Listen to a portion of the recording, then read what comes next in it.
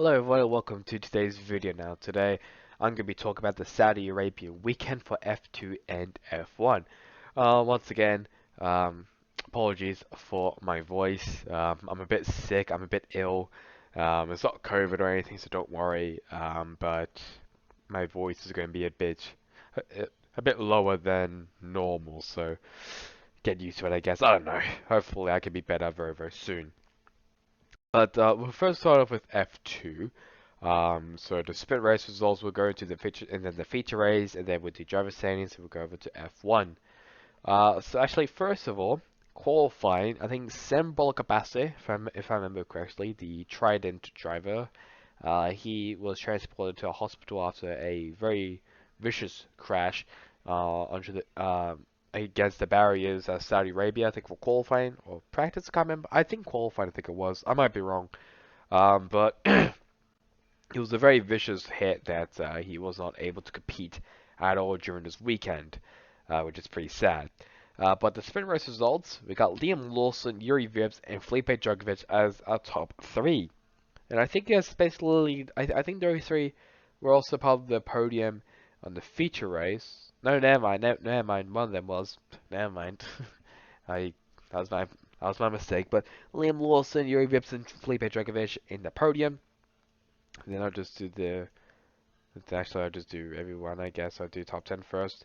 And then fourth place, Callum Williams, surprisingly up in fourth place. Then Richard Verschoor, Amamu Owasa. I still don't know how you say his name. I apologize for that.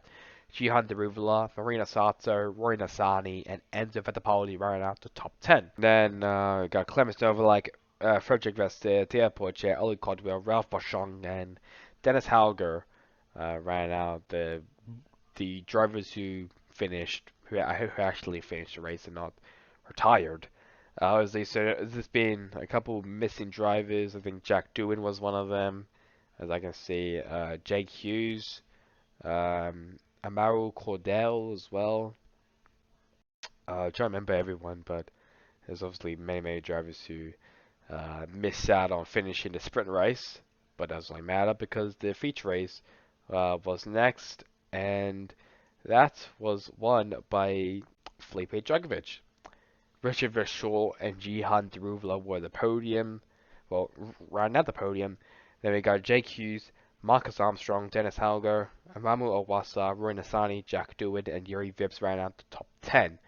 Then for everyone else who finished, Enzo Fittipaldi, Logan Sargent, Callum Williams, Clement Novalek, Ralph Boschong, Ollie Codwell, Marina Sato, and Frederick Vester ran out the top 18. Even though he is listed as DNF, I'm still going to count them as kind of running. But obviously, Logan Sargent was also one of the drivers who didn't finish. I think including Marcus Armstrong, but I might be wrong. But those are the drivers in for the results for feature and sprint, and there's Lawson and Drugovich as our sprint race winner and feature race winner. Driver standings, we move on. Felipe Drugovich jumps up to first place for the driver standings, and Liam Lawson, Richard Verschoor, and he scroll down to the top 10. There we go. Yuri Vips, Thea Poitier, Jihan Deruvla, Marcus Armstrong, Ralph Boschong, Jake Hughes, and the one that you can't see is just Aramu Owasa. I still don't know how you say his name. Then we got Logan Sargent, Dennis Halger, Roy Nasani, Jack Doohan, Callum Williams, Marina Sato, Enzo Fittipaldi, Clemens Overlak, Frederick Vester, Mamu Cordell, which apparently he did not start the feature race. I think it's because of his accident. I can't remember what the accident was, nor can I show it because of copyright issues. Sam Bolakabase, who, just like I mentioned, missed out because of a hard hit that he had in qualifying and was transported to a hospital. And Ollie Codwell ran out the F2 grid. So the next race for them will be at Imola, which I think is also no, it's not the next race for F1. That is Australia, which I will be actually there for. I'll probably also be vlogging, which is going to be very exciting. But let's now move on to the Saudi Arabian Grand Prix. First of all, actually, before I switch over there, Mick Schumacher had a very vicious wreck in qualifying. Once again, went to the hospital and was deemed unfit to race at Saudi Arabia, which basically means that he missed out on the Saudi Arabia Grand Prix, and he'll be in his next race will hopefully be Australia. Same as Sebastian Vettel, who was once again contacted with COVID, which means Nico Hulkenberg had to do a 2-race stint. And there was also, if you didn't saw on social media, there was missiles which was being launched into the Aramco facility, I think, or something. I don't know. Something blew up, and it was due to the missiles. And it was like 10 k's away from the track. There was a whole meeting about it. It was all mayhem, but the race did go on, and it was Max Verstappen getting the win over Charles Leclerc. And then we got, I messed up. There we go. There we go. Carlos Sainz ran at the podium. Then Sergio Perez, who was our pole sitter and the first Mexican to actually get the pole in F1. George Russell, Esteban Ocon, Lando Norris, Pierre Gasly, Kevin Magnussen, and Lewis Hamilton ran at the top 10. Pretty interesting that Lewis Hamilton is now kind of falling off the pace a bit. Obviously due to that Mercedes, but Russell, he's done a pretty decent job. He's now up in 5th place. It definitely looks like Red Bull and Ferrari are I guess like are in the front.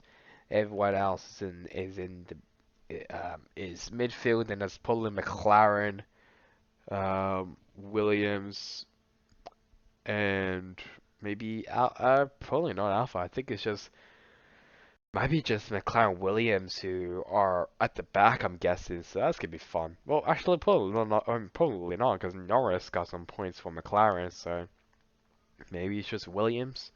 Have to wait and see, though. Everyone else, from 11th to 20th, have Zhou Guanyu, Nico Hulkenberg, Lance Stroll, Alexander Albon, Valtteri Bottas, Fernando Alonso, Daniel Ricciardo, Nicholas Latifi, and Yuki Tsunoda did not start due to an engine problem. I think he had no power. Correct me if I'm wrong. But I did mention stuff that happened. Schumacher had a big crash in qualifying, and before the race, Tsunoda has engine problems. So none of those wouldn't. So Tsunoda and Schumacher couldn't start the race.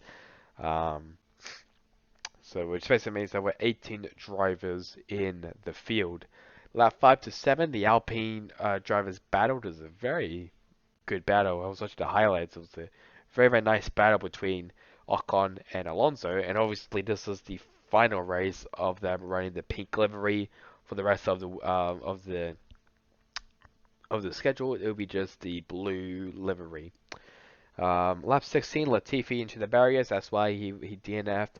Lap 36, Alonso loses power, and Ricciardo also loses a drive, so he can basically drive, and Bottas also retires. I don't know what the issue of Bottas was. I think it was probably engine issues as well. And lap 42 to 46, Max Verstappen and Charles Leclerc battle for the lead. Shades of Bahrain. It was a very nice battle, and obviously they battled for a pretty long time actually. But it was a great battle nonetheless. So definitely, it's just a repeat of last year. But without Hamilton, it is now Leclerc who's now battling a reigning champion. But either way, Verstappen still gets a win after a very disappointing start of the season at Bahrain. The driver of the day was Charles Leclerc.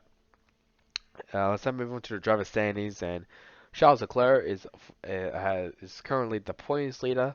Behind him, it is his Ferrari teammate Carlos Sainz. It might be a dark horse in this championship battle.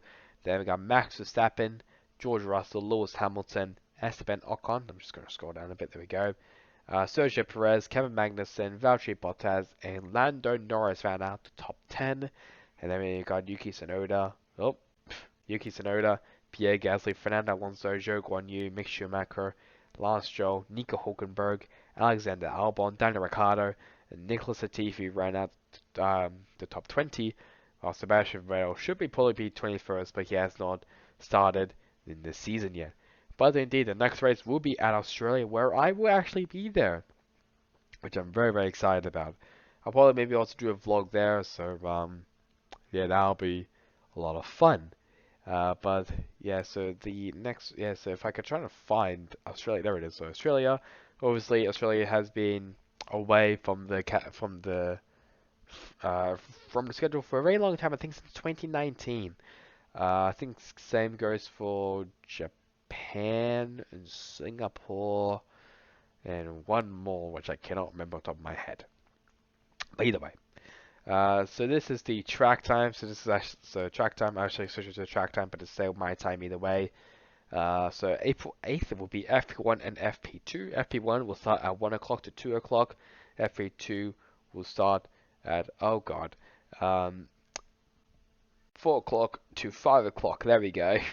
April 9th will be FP3 and qualifying. FP3 and qualifying will have the exact same terms as FP1 and FP2. 1 o'clock to 2 o'clock for FP3 and 4 o'clock to 5 o'clock for qualifying. And finally, we have the race on April 10th. That'll start at 3 o'clock and that will end at 5 o'clock. So it'll be a bit of a 2 hour, 1 hour, 1 hour race, or definitely 2 hour race. I don't know what the hell I'm even on about. But Australian Grand Prix, very excited about that. This is also the new configuration one. So um, basically, this the most apex have been widened. You can obviously literally search up a video and they can easily explain it. But we get to see the new Australian Grand Prix track, which is really exciting. So that's really it for me. Hope you guys enjoyed it. Catch you guys on next time in the next one. Goodbye.